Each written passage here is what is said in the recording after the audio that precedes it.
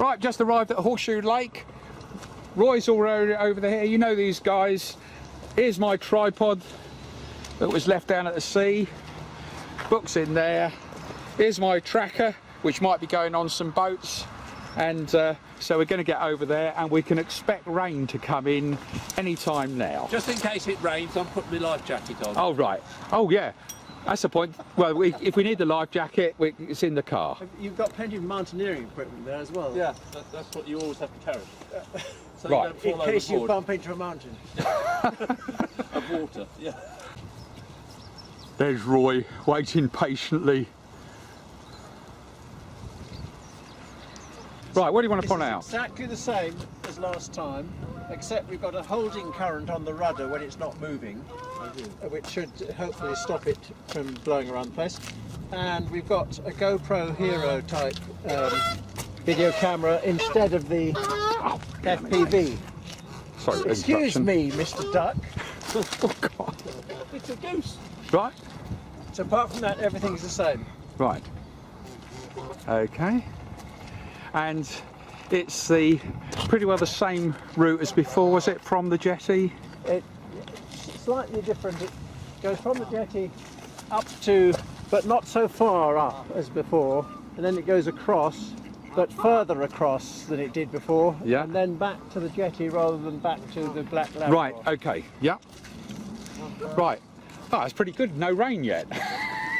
And those changes are because the wind is from the southwest now rather than from the northwest. Right, okay, yeah. Looking at the cloud, there it is. That's where it's coming in.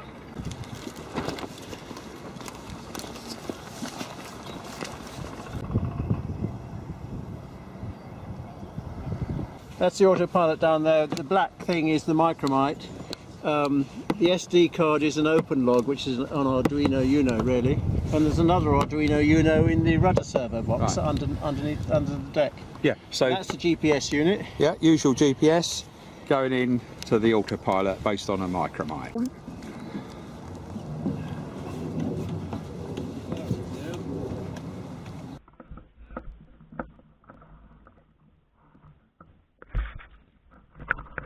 Nice trolley. There's something bent. Might nick that. So that looks like 1615 launch.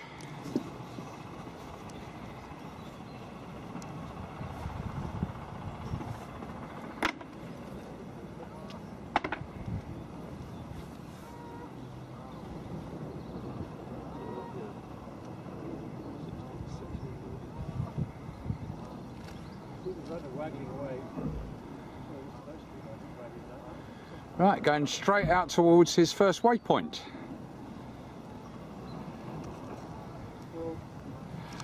Just as it starts to rain. So we'll be using brollies. Back to our base.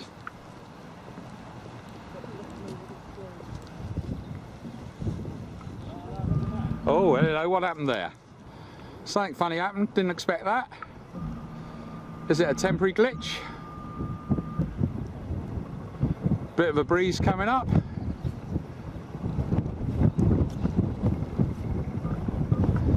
Which probably corresponds to the rain shower coming in. Right, getting a bit of speed up now. Going in 90 degrees to the wrong angle. Yeah.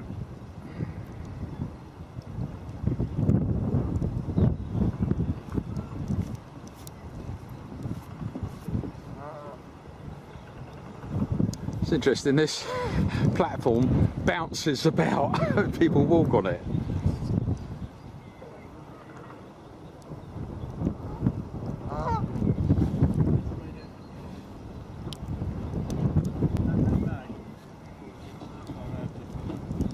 Right. There's course 40, which is over there. Yeah. And it's miles off course over there. Right. But he's coming round a bit now. Right. I think it seems, I don't know whether it's got massive weather helm, or maybe... Massive weather helm to me. What? Right, we need a brolly now. The trouble is I can't keep this... Right. thing in the wet. Like, We got raindrops all over it, but Dick's radio control can be used to take control of the boat, maybe, and so you always have that as an option. So it started off on autopilot control, something went wrong, and so now it's a practical issue of what's going to be done. Hang on, I'm just trying to control it, bring it back. I'm trying, but it's hard to tell if I am under whether it's under my control or not.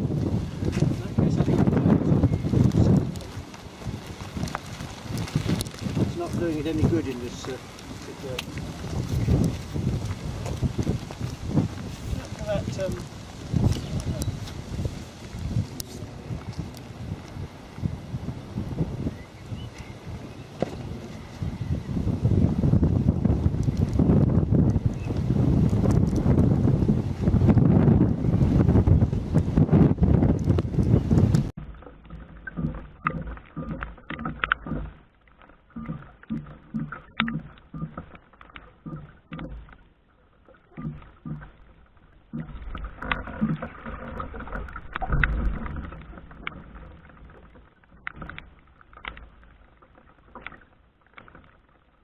His batteries have fallen out of the camcorder, but the key thing is Dick has managed to get it close. It may be it's about to come back to base under radio control.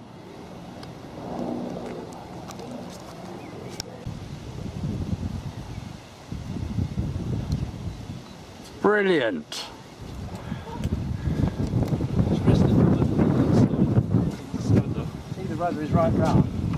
That's because I've got the sticker. I'll hold it, yeah. I've got it. Brilliant. Yes, I have. Oh yeah. It's not centering. Ah right. So yeah. Right. We've seen this before. So Well, do it. Just show us left, right, and centre. Oh, that's full right I'm holding at the moment. Yes. yeah. That's centre, and that's full left. Right. Oh, it's certainly gone further to the So left. long as we've got that. Right. Full right again. Now it's further to the right this time. Full left. Full left there. Centre. Full right.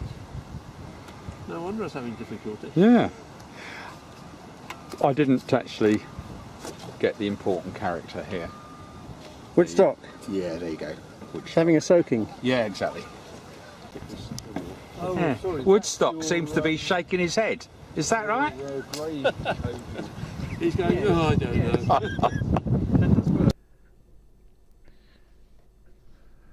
When I got home, I discovered that the problem was that the collet on the top of the rudder shaft was slipping. I had intended to file a flat on the rudder shaft to make sure that the collet could not slip, but somehow I forgot about it. I didn't file it to start off with because I wasn't quite sure what angle to put it at, and then I forgot about it. So this was basically a wasted trip because of that fundamental mistake by me. So I filed a flat on the top of the rudder shaft, and then I discovered it was in slightly the wrong angle, so I filed another one. I never wanted this damn fool arrangement of multiple levers and rods.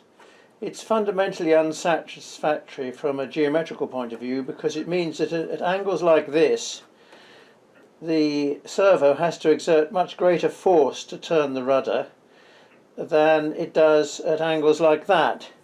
This arrangement would work satisfactorily if you were only moving the rudder by a small angle, but this servo at the moment moves it through plus or minus 60 degrees and plus or minus 72 degrees when recalibrating itself.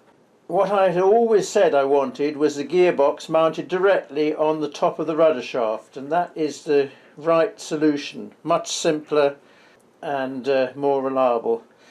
But we've stuck with this because of the shape of the boat and the fact that the deck is sealed. So after I'd put the flat on the top of the rudder shaft, I discovered after a while that it was at slightly the wrong angle, so the rudder wasn't central. And you might think, well, why don't you adjust that with this turnbuckle here?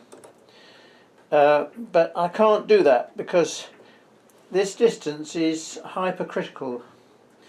If it is too long, then what happens is that the rod tends to engage with other things that are around the place.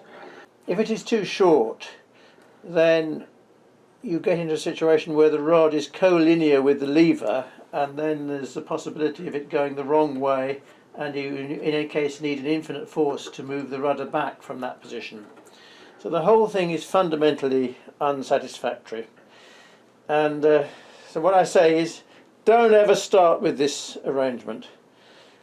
Let's have the gearbox on top of the rudder, and the design of the boat must accommodate that, not the other way round. Well, thanks to Horseshoe Lake Activity Centre, and a couple of days later we ran a fresh test with different results, and that will be in the next video. And thanks for watching.